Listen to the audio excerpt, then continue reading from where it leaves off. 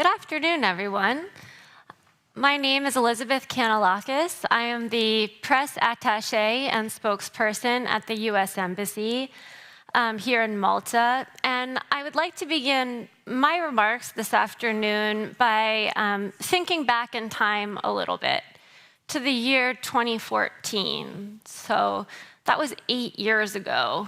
For some of the younger voices here, 8 years ago, I'm not sure where you were, but I can tell you that 8 years ago, in the year 2014, I was in Kabul, Afghanistan. I was living in a shipping container, and I was working as a press attaché in what we then called the bullpen. This was a team of US diplomats that were trying to engage with the traditional and social media voices in Afghanistan, often at very great risk.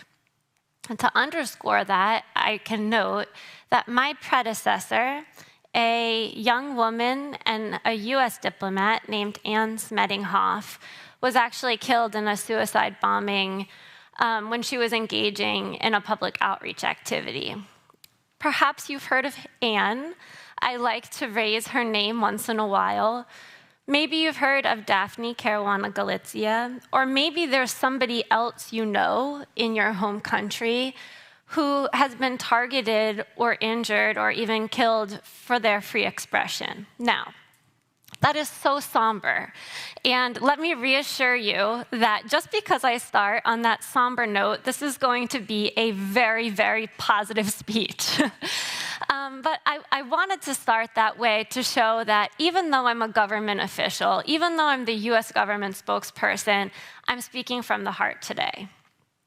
So, I told you that I was a press attaché in Malta, in Afghanistan. From that point on, I've continued to hold press responsibilities at US embassies around the world, managing social media accounts, social media and traditional media in East Africa and other parts of Europe, also at the US Department of State.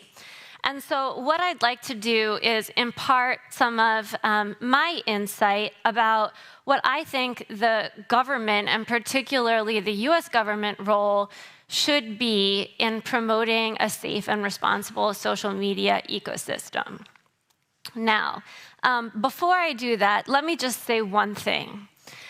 Despite some of the somber elements that I mentioned earlier, and despite what can feel like a lot of hardship in today's world, you are all so lucky. You're lucky and you're powerful. You have tools at your disposal that we never had in the past to be active, to voice your opinion, and to communicate with one another. You have a power to be active in a way that previous generations weren't able to. So, everyone's lucky, they are powerful, they have tools at their disposal. Where does the government come in? First, I think that the government has a role to play in advocating for the responsible use of social media by disseminating reliable facts and by leading by example. Two, I think that the US government in particular, but many governments play a role in pushing back on disinformation and combating fake news by promoting fact-checking and digital literacy. We live in a world where fact-checking is easy and it is possible, and you should do it. I encourage all of you to do this yourselves. Before you share information, whatever it may be, check the facts. Use resources that are reliable so that you yourselves can push back on this disinformation ecosystem that's out there.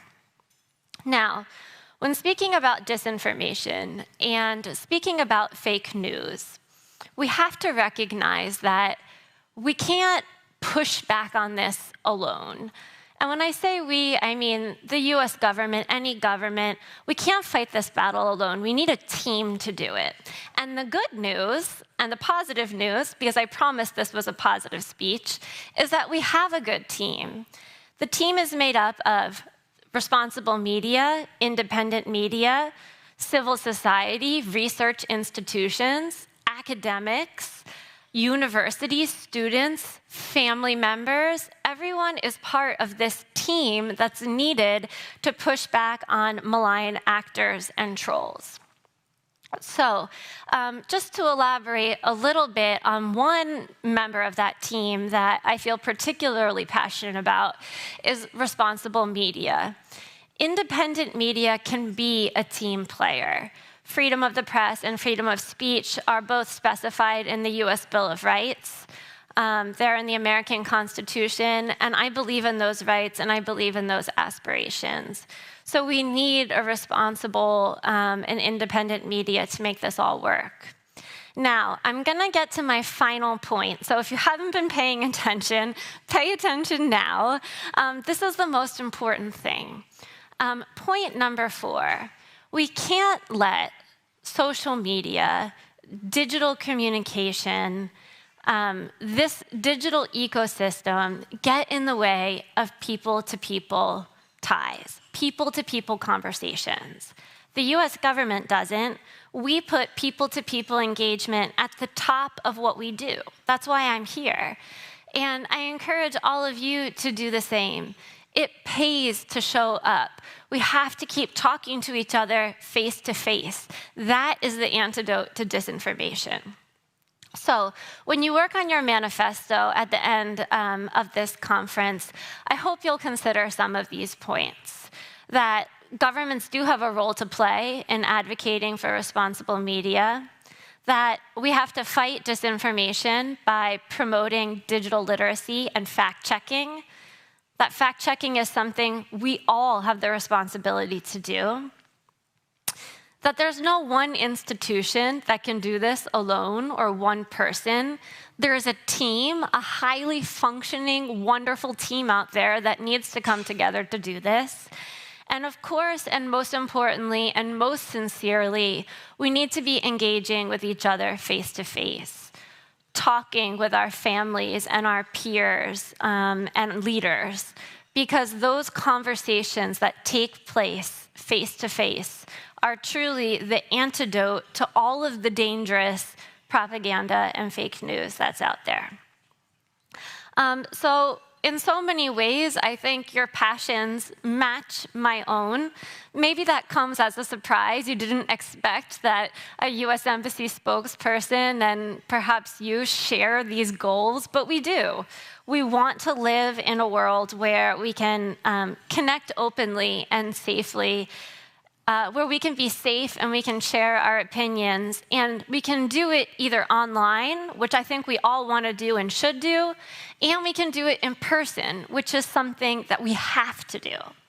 So consider this when you're drafting your manifesto. Please do remember that this is a positive story. You're all very lucky and you're very powerful, and I have to say, as the organizers of this conference told me, it's complicated, and it's true. It is complicated, but I personally think we have the tools to tackle these challenges. Thanks.